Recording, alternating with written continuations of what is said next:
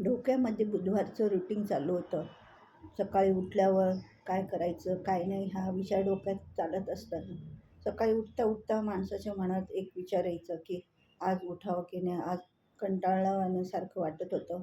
मग मी उठले, सकाळी पाणी पिले. पाणी पिल्यानंतर थोडंसं मनात एक विचार आला की एक ग्लास पाणी पिवा. गणपती बाप्पाच्या समोर जाऊन थोडीशी मंत्र केले. मेंदूत तो होता निर्णयाचा वाढतात त्या दिवशी. आश्चर्य कसं वाटतंय, थकवा, डोकेदुखी, जपणपणा स्वतःला समजून घ्या. हा महत्त्वाचं आहे. काय विचार आज जास्त विचार तर नाही ना. हा उगाच चिंता तर ना. श्वासातच लक्ष केंद्रित करा. 5 खोल श्वास. कामाचे चेक करणार. मग आजची ही महत्त्वाची काम लिहा. आवश्यक काम काढून टाका. बुधवारी फोकस फार गरजेचा असतो.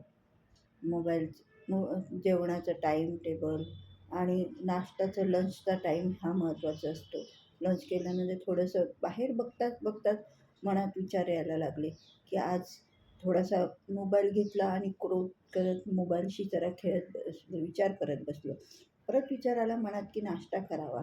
थोडासा हलकं अन्न घेतलं, विचार करत बसले. नाश्ता झाल्यानंतर मसालेदार पदार्थ खायचे नाही. तरी पण समोर मसालेदार पदार्थ येताच मी थोडेसे बटर पाव वगैरे खाऊन घेतलं. हेच तर मग विचार केला. थोड्या वेळ बसले. नंतर विचार आला मनात की आपण थोडंसं आज झोपण्याआधी थोडा विचार करूया. आजची रुटीन आपली झोपायची होती, पण मी थोड्या वेळ झोपली. झोपल्यानंतर माझ्या मनात आलं की आज माझं काहीतरी काम राहून गेलं. म्हणून पेन आणि एक घेतला. त्याच्यानंतर विचार करून थोडं जे मनात होतं ते लिहून टाकलं. शेवटचं म्हणजे उद्याचा प्लॅन काय आहे हे असे विचार मनात यायला लागले.